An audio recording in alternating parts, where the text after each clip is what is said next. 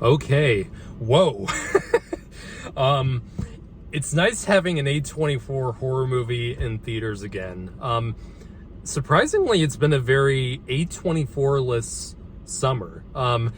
Last summer, I think I remembered there being a lot of A24 releases. Not so much this year, which is kind of crazy because usually they put out a lot, but for some reason I don't think they've really released that much this year. I don't know if I know the strikes will actually no. Scratch that. I don't think their A24 is a part of the AMTP, so I don't think the strike will affect them that much, but who knows. So here's my video review for Talk to Me. So this is the latest horror movie released by A24, and this is directed the directorial debut from the Philippou. Sorry if I'm butchering the pronunciation. The Philippou brothers.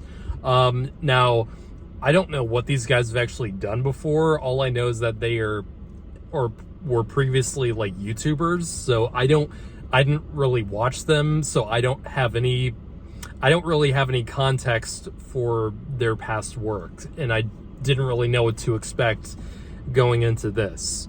So I was going into this movie just going off the trailers, which immediately sold me. Because most A24 movies I really love.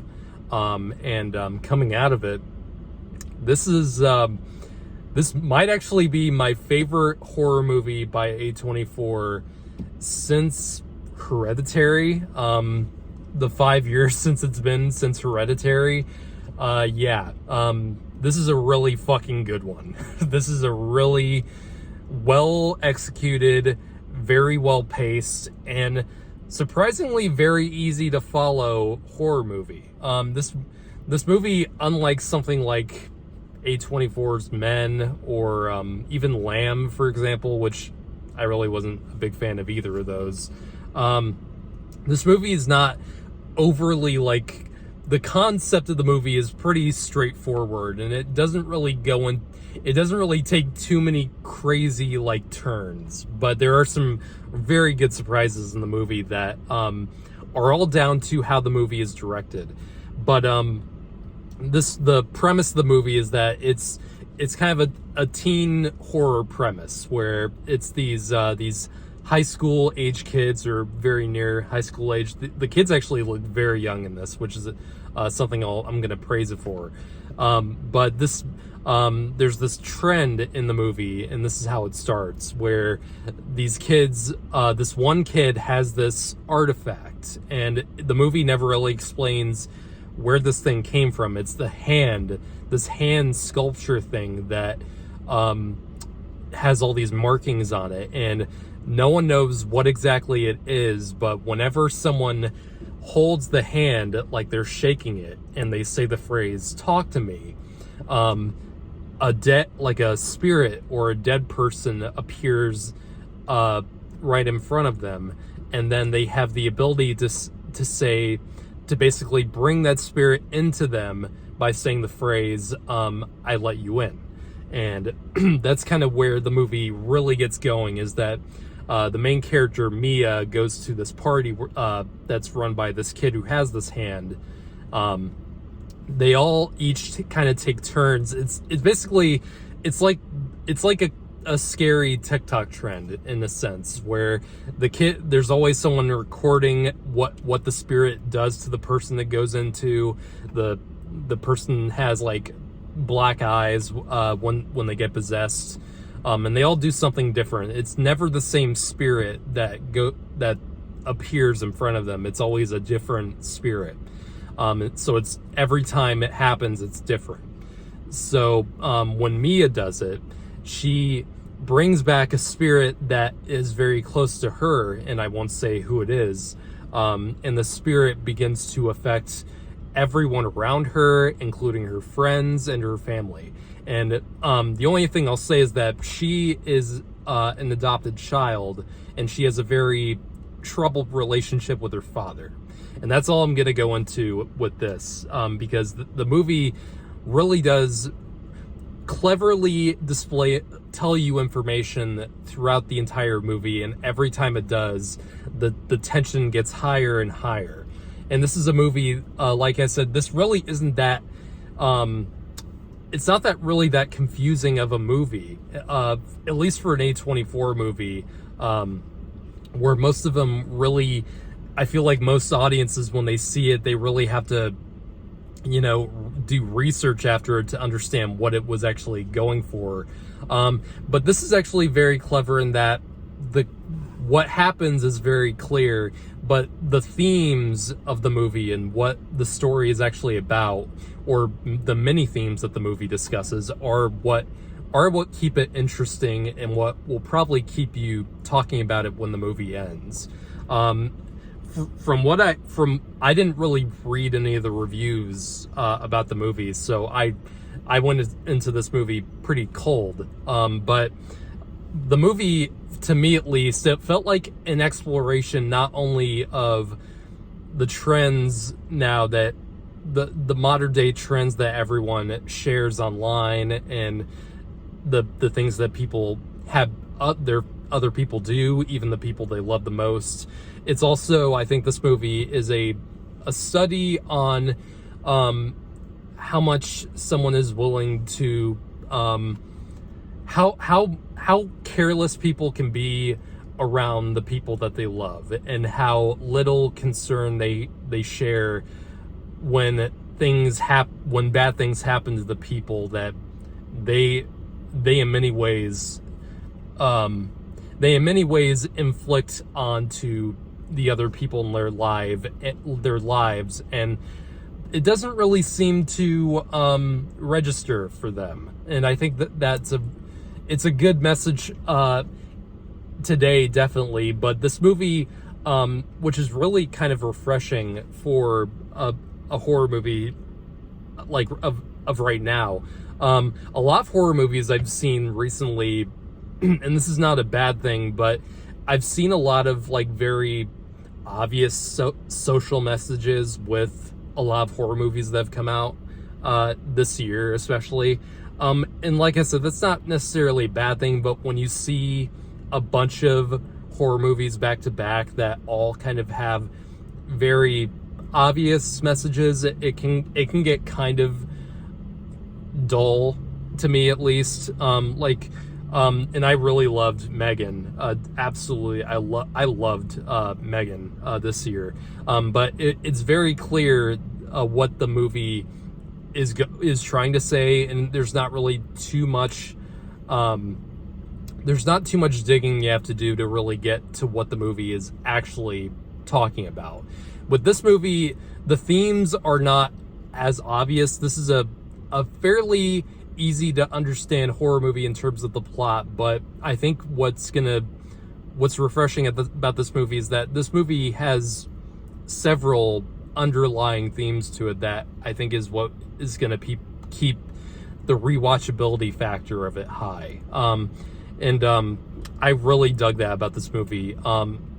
The directing of this movie, so I don't know these directors before this, so in terms of directorial debut, this is another crazy good directing job from fairly fresh filmmakers. There's a lot of good things they do with the lighting, especially in the scenes with the father and with Mia's father. The scenes are always lit in a specific way, and it's always this very dark and moody lighting whenever these two characters are on screen. And the lighting when the other characters, because Mia is basically the main character, and whenever she interacts with any of the other characters, the lighting is always different. It's a little bit brighter for the most part with the other characters that she's interacting with.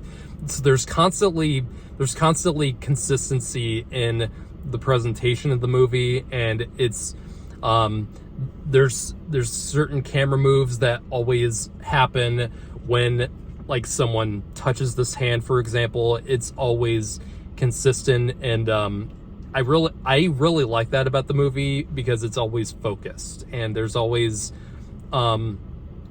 something interesting being added on to that element of the film with the hand. And the movie does a lot of fun things with it that the trailers don't really even go into. There's a scene where there's another party scene in the movie where they do the hand thing again, but it's presented in like a montage where it's not supposed to scare you necessarily, but it's almost like it's almost presented like a drug sequence or a montage where people are just obsessed with doing this ritual, let's call it, and it's going through each character and going through the different things that happen to each of the characters. This is actually a pretty fun movie. Like, not necessarily, this isn't really a comedy movie or like a horror comedy, but it does have a sense of fun to it, especially in the first half of the film. And then when you get to the real dark stuff in the second half of the film, that's when, because this movie can turn on a dime, and you're really not sure when it's going to happen. And I must compliment the directors on that. They do a great job of keeping the tone consistent, but also throwing curveballs at you throughout the movie. And a lot of that comes down to the amazing acting in this film. I can't remember the actress's name off the top of my head who plays Mia, but she's excellent in the film. There really aren't any major names in the movie. Usually there's always someone that's a really recognizable face, but with this there's not so much, which I really like, because this movie, the most part the cast is consistent of high school age kids, and everyone in the movie looks like a high school kid, which is not something that is common with movies, or with mainstream movies especially. And that's really nice to see, because it adds to the believability of every scene, and it adds to the believability of the characters too. And also you got Miranda Otto, who you may remember from the Lord of the Rings movies. She's in this too. And the actress who plays Mia in this is excellent. Whenever she really does present a good sense of fear in every scene. And the only thing I wasn't sure I was gonna like in the movie was that in the first 15 minutes, I think, I wasn't sure if I was even gonna like her character. And really, a lot of the characters in this movie are not very likable at first, but I think this is by design. It really does portray the characters, the younger characters, especially in the beginning, as very mean-spirited and as very, rambunctious, and they're pretty shitty people. Even there's one scene that is one of the major themes that carries out through the film, involving a kangaroo, and if you've seen it, you know what I'm talking about. That stuff like that almost had me going like, am I gonna hate these characters, and am I gonna actually care about any of the shit that's happening for the rest of this? And the movie did a pretty good job of getting me back on their side for the rest of it. I don't know. It's a thing where I'm not sure if I truly cared about the characters that much by the time it was over, but the movie does, like I said, this movie is really good at presenting information slowly, and in a well-paced way, and it's always giving you something to like about the characters pretty much by the end, and really well done and really well written on the part of the Philippou, or Philip. I'm not gonna do it again. But yes, overall, this is a excellent A24 horror film, and one of their best in many years in terms of the horror genre. This year, I wasn't that much of a fan of Beau is Afraid, like really at all. I was very disappointed by that film. This is more of my style of A24 horror film that I really enjoy.